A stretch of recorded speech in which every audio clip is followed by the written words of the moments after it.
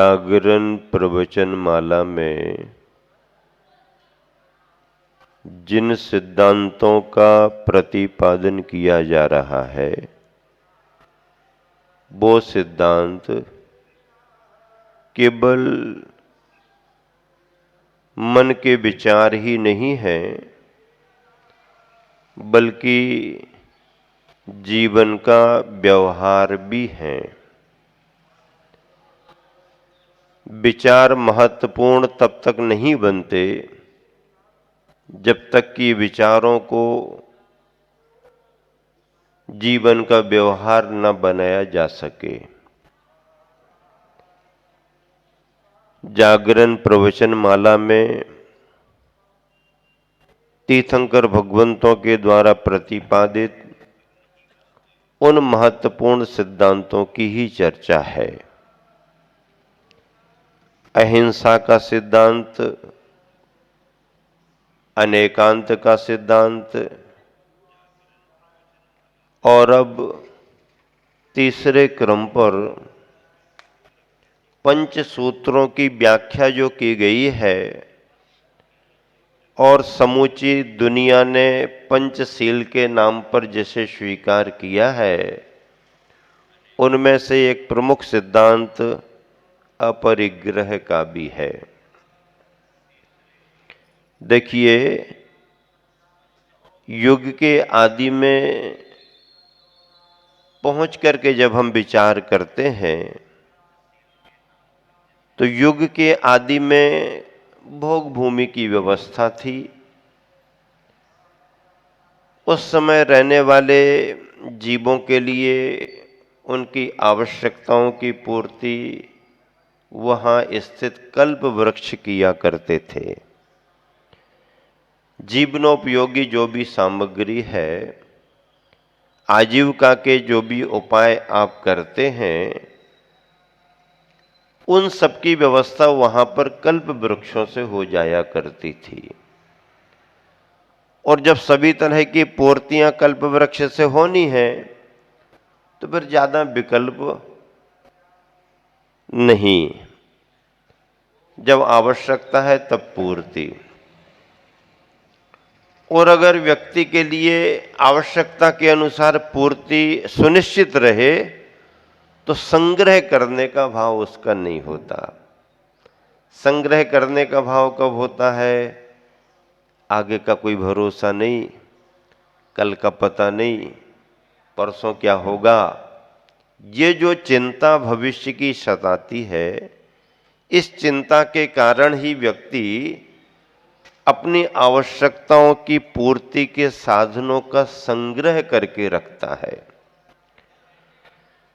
अब अगर संग्रह होता है तो और सभी बिंदु जुड़ते हैं। व्यक्ति अकेला है तो उतनी आवश्यकताएं नहीं। क्या व्यक्ति अकेला है तो उतनी आवश्यकताएं नहीं। भरपेट भोजन और बचा रहा समय सो अपने भजन में निकाल सकता है, या थोड़ी सी और आवश्यकता रोटी कपड़ा मकान पर विचार कर लेगा।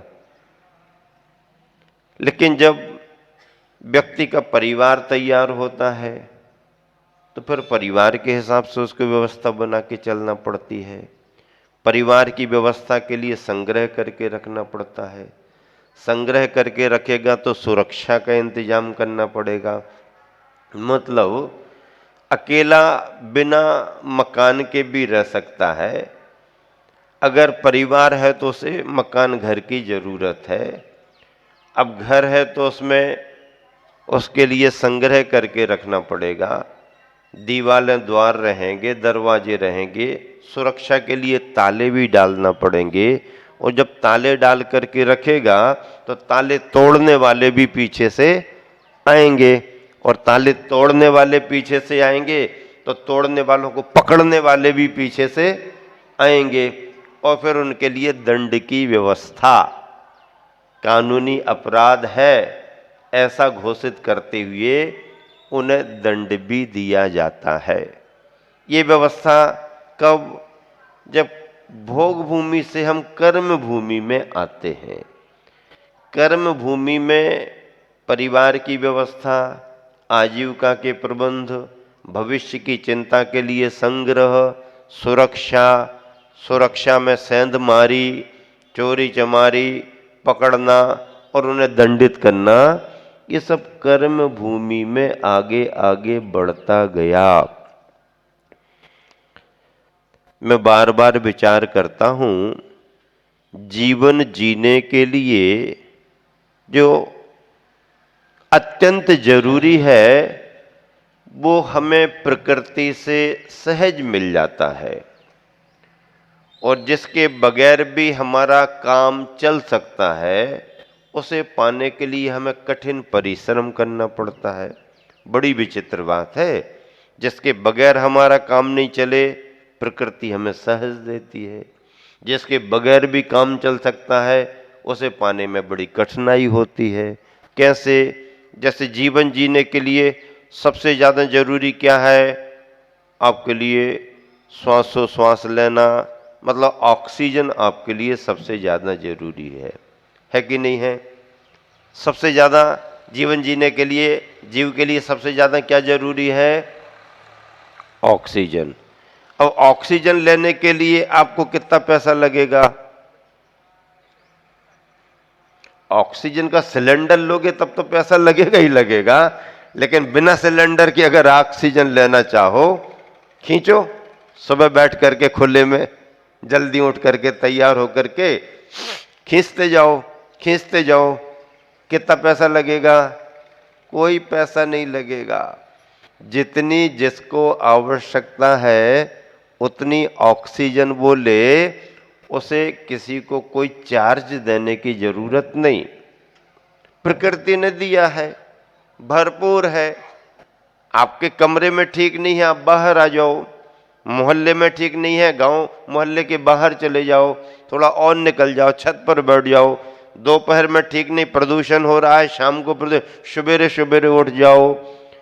प्रकृति आपको जीने की अनिवार्य सामग्री मुफ्त में दे रही है, इसका उपयोग करो।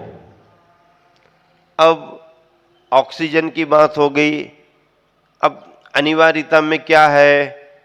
पानी भी बहुत जरूरी है। पानी के बिना काम नहीं चलेगा। भोजन के बिना दिन 2 दिन 4 दिन का काम चला सकते हैं, पर पानी के बगैर नहीं। अब जब पानी के बगैर काम नहीं चलता तो पानी भी आपको सहजता से उपलब्ध होता है। आप किसी के घर मत जाइए, बारिश का पानी है आप स्टोर करके रख लीजिए, टाका गड्ढा बना करके रख लीजिए, आसपास कहीं से मिलेगा, कहीं ना कहीं प्रबंध होगा।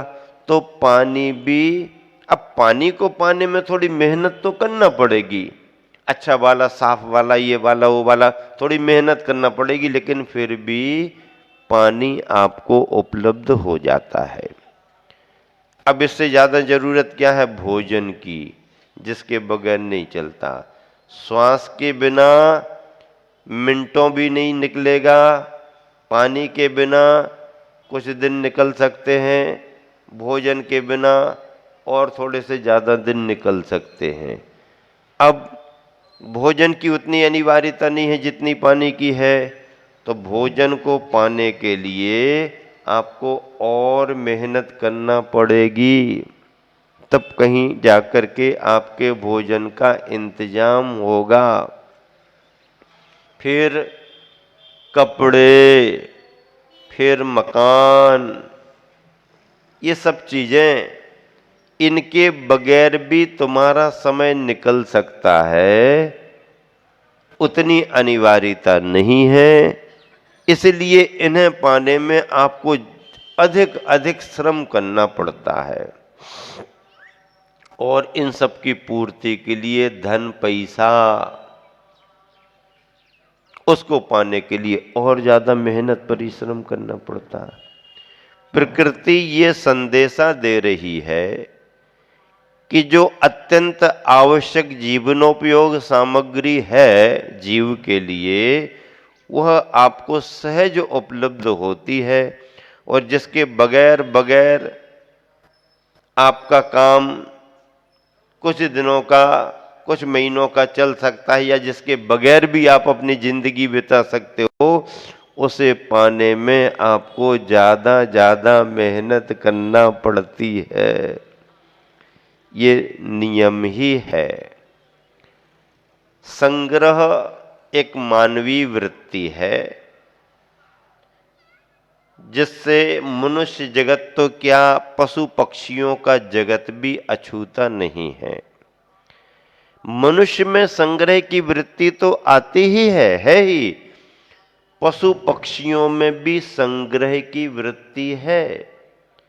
यहां तक कि पेड़ पौधों में भी लोभ कसाय होने के कारण कुछ संग्रह का भाव रहता है।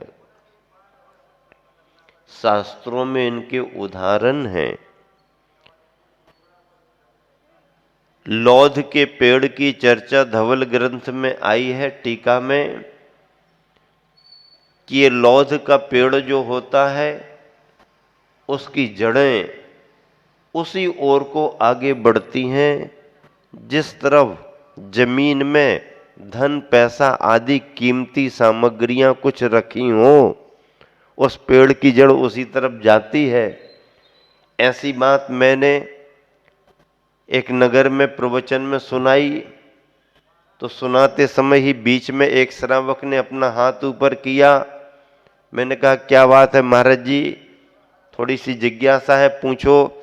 महाराज जी आपने पेड़ का परिचय तो दिया, उसकी पहचान और बता दो, वो पेड़ कौन सा है। हमने कहा पेड़ की जड़ में तो लोभ भाव था ही, तुम्हारे मन में भी लोभ भाव आ गया कि पहचान और बता दो। पेड़ पौधों में भी संग्रह वृत्ति है, त्रियंच पशु पक्षियों में भी संग्रह वृत्ति है। मनुष्य की संग्रह वृत्ति तो स्पष्ट ही है।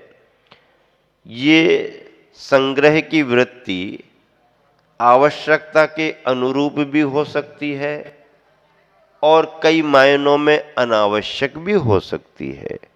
अगर आपने अच्छे उद्देश्य की पूर्ति के लिए संग्रह करके रखा तो वो संग्रह तुम्हारा संग्रह ही माना जाएगा, परिग्रह नहीं माना जाएगा। क्योंकि आपका उद्देश्य है समय आने पर इस द्रव्य की पूर्ति मैं देव शास्त्र गुरु की प्रभावना धर्म और धर्मायतन में करूंगा, तो आप उसके लिए सुरक्षित रखेंगे भविष्य में सदुपयोग करने के लिए। वो संग्रह तो है, लेकिन मूर्छा ना होने के कारण परिग्रह नहीं बन पाया।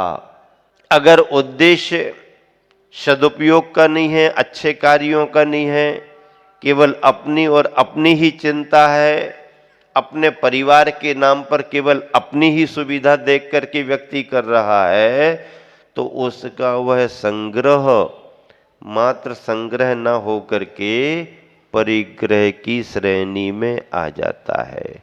क्यों? क्योंकि उसकी प्रवृत्ति में ये दिखाई दे रहा है, न खा रहा है और न खाने दे रहा है। क्या? न खा रहा है और न खाने दे रहा है, न सदुपयोग कर रहा है और न सदुपयोग करने दे रहा है। चमड़ी चली जाए तो चली जाए, दमड़ी खर्च नहीं होनी चाहिए। ऐसा जो संग्रह करके व्यक्ति ने रखा है, वह उसकी लोभ की तीव्रता, परिणामों की आसक्ति, अतिगृद्धता के परिणामों के कारण न अपने लिए, न अपने परिवार के लिए, न समाज के लिए, न किसी के लिए जो कुछ उपयोग करने की भावना ही नहीं है, वो उसका परिणाम आसक्ति का परिग्रह माना जाता है। और यह परिग्रह आसक्ति इस व्यक्ति के लिए बर्बाद कर देने वाली होती। इतिहास कहता है बड़े बड़े श्रेष्ठी साहूकार हुए हैं, उन्होंने भी धन का अर्जन किया, धन का संग्रह भी किया, लेकिन एक उद्देश्य को लेकर के किया। मैं पैसा कमाऊंगा, बचा बचा करके रखूंगा, अत्यधिक अच्छा संग्रह करूंगा, और जब अच्छा संग्रह हो जाएगा तो मैं भव्यतम जिनालय का निर्माण करूंगा, भव्यतम वीतरागता की प्रतिमा को स्थापित करूंगा, मैं विद्यालय खुलवाऊंगा, मैं अस्पताल खुलवाऊंगा, मैं औषधालय खुलवाऊंगा, मैं पाठशाला खुलवाऊंगा, मैं गौशाला खुलवाऊंगा। तमाम धर्म के कार्यों को, जनहित के कार्यों को, लोकहित के कार्यों को, राष्ट्रहित के कार्यों को जो उद्देश्य में रख करके संग्रह करता है, उसका संग्रह संग्रह माना जाता है, परिग्रह नहीं बन पाता है। दक्षिण भारत में वीर मार्तंड चामुंडराय हुआ है, और वह वहां के राजघरानों में उनकी कई पीढ़ियां सेनापति के पद पर रहीं। चामुंडराय भी बड़े राज्य का भरोसेमंद सेनापति था, सारी सेना की कमान उसके हाथ में थी। इतना बड़ा प्रशासक, राजा का भरोसेमंद आदमी, और उसे बहुत वेतन और बहुत सुविधाएं थीं, अपव्यय से बचता था, द्रव्य का दुरुपयोग नहीं करता था, परिणाम संपन्नता थी, संपन्नता भी थी और परिणामों में उदारता भी थी। उसने अपनी मां का सपना पूरा करने के लिए गोमटेश बाहुबली की प्रतिमा को तैयार कराया। किनकी प्रतिमा को तैयार कराया? बाहुबली की प्रतिमा को तैयार कराया। बाहुबली गोमटेश बाद में बने।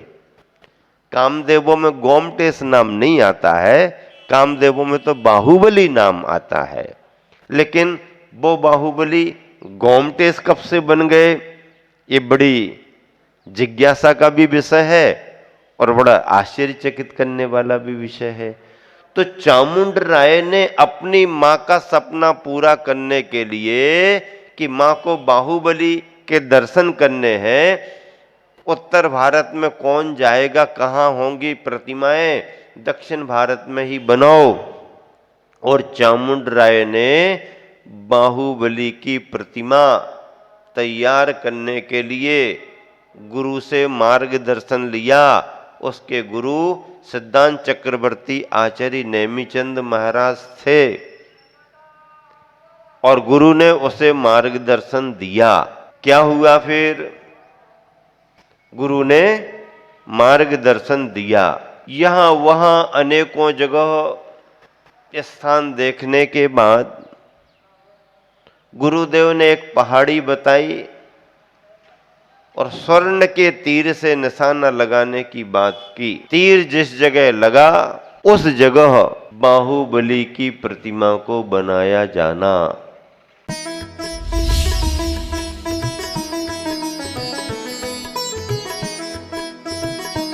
उत्तराखंड प्रांत की धर्मनगरी हरिद्वार की पुण्य धरा पर परम पूज्य राष्ट्र